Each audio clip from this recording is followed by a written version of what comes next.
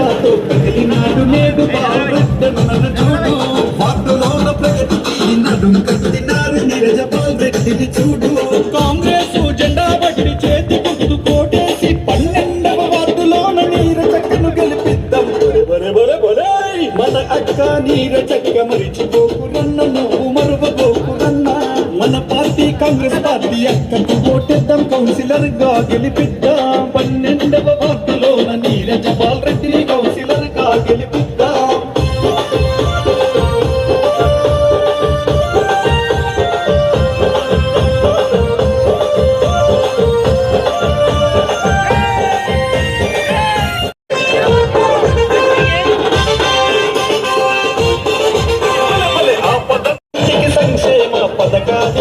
వీధి వీధి తిరుగుదాము చేతి గుర్తు కోటేసి కౌన్సిలర్ గా గెలిపిద్దాం బాలరెడ్డన్న మనవాడు మరిచిపోకురన్నో చేతి గుర్తుకే మనవాడు చేతి గుర్తుకే మనవాడు చేతి గుర్తుకే మనవాడు జై కాంగ్రెస్ జై జై కాంగ్రెస్ జై కాంగ్రెస్ జై జై కాంగ్రెస్ జై కాంగ్రెస్ జై జై కాంగ్రెస్ జై కాంగ్రెస్ జై జై కాంగ్రెస్ ఎమ్మెల్యే గుయ్యని మనోహర్ రెడ్డి గారి ఆశీస్సులతో మున్సిపాలిటీ ఎన్నికల్లో కాంగ్రెస్ పార్టీ 12వ వార్డు అభ్యర్థిగా ఆప్తులు అందరి వారు 2 సార్లు గెలిచి అభివృద్ధిని చూపి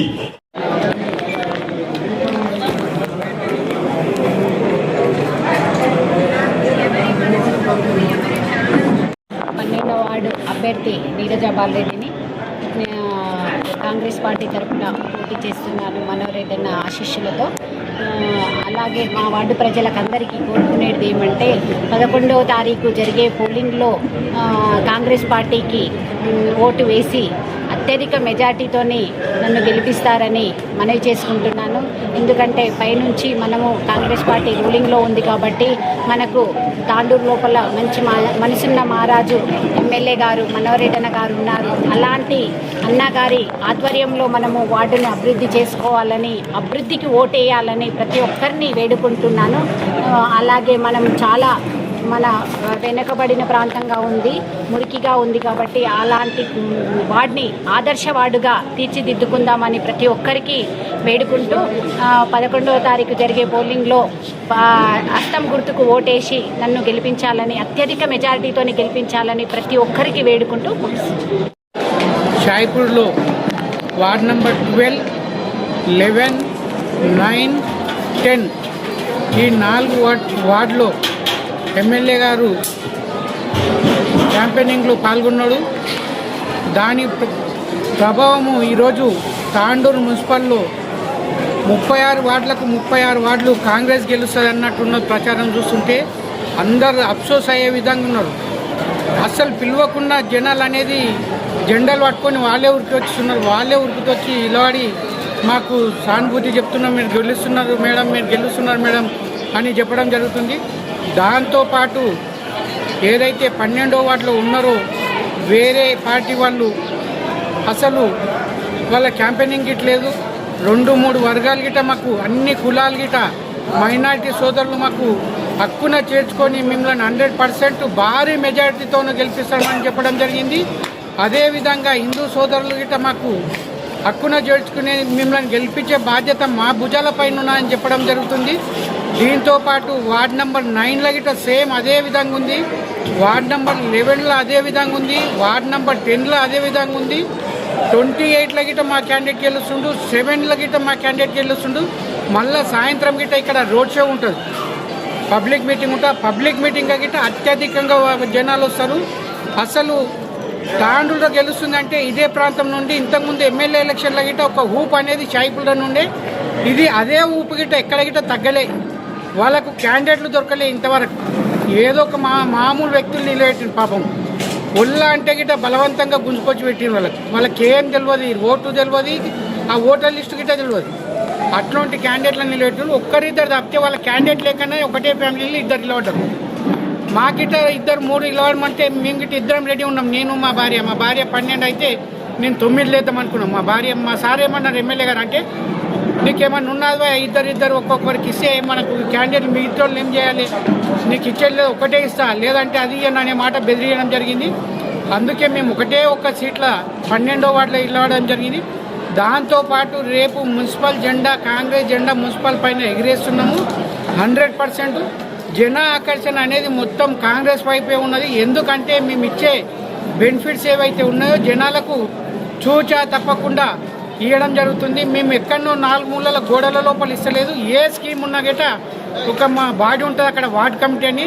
దాంతోపాటు ఇప్పుడు వచ్చిన కౌన్సిలర్ గిట వార్డ్ కమిటీకి అటాచ్ అయ్యి ఎవరైతే నిరుపేదలు ఉన్నారో వాళ్ళకి స్కీమ్స్ అన్నీ అందాలని కోరుచున్నాము. దాంతోపాటు మనము రాష్ట్రం మొత్తం మీద టీఆర్ఎస్ కాంగ్రెస్ హవానే ఎక్కువ ఉన్నది కాబట్టి కాంగ్రెస్ హవా ఎక్కువ ఉన్నది. ఏది ఏమైనా తాండూరు మున్సిపల్లో కాంగ్రెస్ జెండా ఎగిరేస్తున్నాం. Thank you. ఇంతవరకు మేము చేసినాము. దాంతోపాటు మేము ఎలక్షన్ అయిపోయిన 2వ రోజే మేము ఈ ఎలక్షన్ అనేది మర్చిపోయి డెవలప్మెంట్ మీద పడతాం. ఇంతకుముందు 2 సంవత్సరాల్లో మనోహర్ రెడ్డి గారు ఎంత చేసిందంటే, నేనే మా వార్డ్ నెంబర్ 11 మా మేడం ఇంతకుముందు కౌన్సిలర్ ఉండే ఒక్క 20-25 లక్షల వర్క్ చేసినాం. అంటే ఏం జరగని అక్కడ కొట్లాట పంచాయతీ ఎక్కువ మున్సిపల్లో. ఇప్పుడు అట్లా ఏం ఉండదు, చాలా నీట్గా ఉంటుంది. అసలు ఇప్పుడే మేము మా వార్డులో ఇంచుమించు 1 కోటి చిల్లర వార్డ్ నెంబర్ 12లో పెట్టుకొని వచ్చినాము.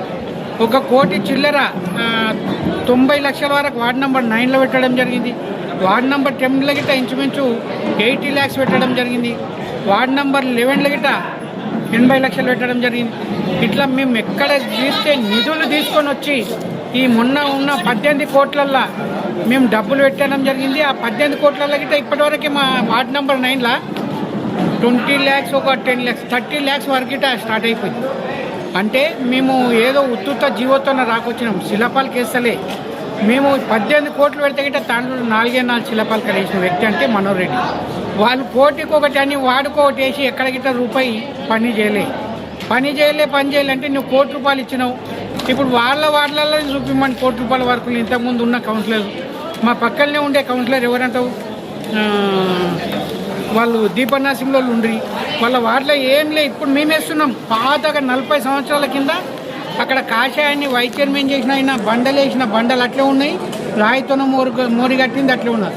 ఆ తర్వాత బండరామయ్య గారు చేసిన వర్క్లే ఉన్నాయి. ఆయన ఎక్కడ గిట్ట వర్క్ చేయలే. ఆయన గెలిచిండంటే ఫామ్ హౌస్లోకి రోడ్లు వేసుకుంటే తప్ప పబ్లిక్ సేవ మీద లేనే లేడు. ఎందుకంటే జర్నలిస్ట్ కాలనీ అనేది ఒకటి, అక్కడ సునీత మహేందర్ రెడ్డి కాలనీ అని ఉన్నది. దానికి ఇంతకుముందే ఒక 30 లక్షల వర్క్ చేసుకొని ఒక 6 నెలల్లో ఏడాదైంది.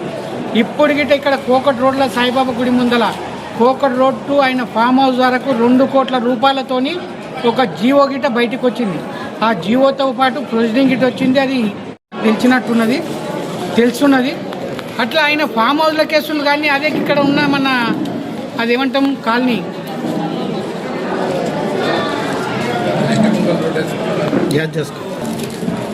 శివాజీ కాలనీ, ఆ ఏరియా మొత్తం అసలు నీళ్లు మోకాళ్ళ వంటి నీళ్లు వానకాలం ఉంటే మొన్న వర్షాలు పడ్డప్పుడు మేము రోడ్ కట్ చేసి పైపులు వేసి నీళ్ళు తీసేసినాము. అట్లాంటి కాలనీ డెవలప్ చేయలే. కానీ నువ్వు మీ ఫామ్ హౌస్లో నీ ఇంటి చుట్టూ రోడ్లు వేసుకుంటే జనాలకు రేపేం సేవ చేస్తావు? మున్సిపల్ చైర్మన్ అయ్యి నిన్ను మున్సిపల్ చైర్మన్ ప్రకటించడం వల్లనే బీఆర్ఎస్ పార్టీకి మెజార్టీ తగ్గుతుంది, కౌన్సిలర్లు తగ్గుతుండ్రు. మాత షీల్డ్ కవర్ నుండే మెజార్టీ పెరుగుతుంది. కాంగ్రెస్ ప్రభుత్వం ఇదే కాదు, ఎమ్మెల్యేలు తీస్తే గిట ఢిల్లీకి వెళ్ళి మాకు షీల్డ్ కవర్లోనే టికెట్లు వస్తాయి. మేము షీల్డ్ కవర్ ఎవరి పేరు ప్రకటించినా 36 మందికి 36 మంది అదే పేరు మీద అదే వాగ్దానంతో ఉంటాము. దీంతో పాటు అక్కడ ఉన్న బీఆర్ఎస్ క్యాండిడేట్ చైర్మన్ కాడు, ఊకే షో పుటప్ చేసుకుంటుండు, హైలైట్ చేస్తుండు. నిదానంగా ఏం లేదు. ఆయన పైసా అహంకారము, డబ్బులు 10 లక్షలు 20 లక్షలు అన్న వ్యక్తి ఈరోజు నీళ్లు మింగాలంటే దమ్ముకొస్తున్నాడు. క్యాన్వీసింగ్ చేయాలంటే వాళ్ళ తమ్ముడే, వాళ్ళ చిన్నాయన కొడుకు, వాళ్ళ చిన్నాయన కోడలు ప్రశాంత్ అనేటోళ్ళు వాళ్ళని నీళ్ళు తాగాలంటే భయపడుతుండ్రు. అంత ఫాస్ట్ వర్క్ చేస్తూ కొత్తగా వచ్చిన రాజకీయంలోకి ఆయనను ఫస్ట్ టైం గెలిపించింది గిట్ట వాళ్ళు 2 అన్నోళ్ళే.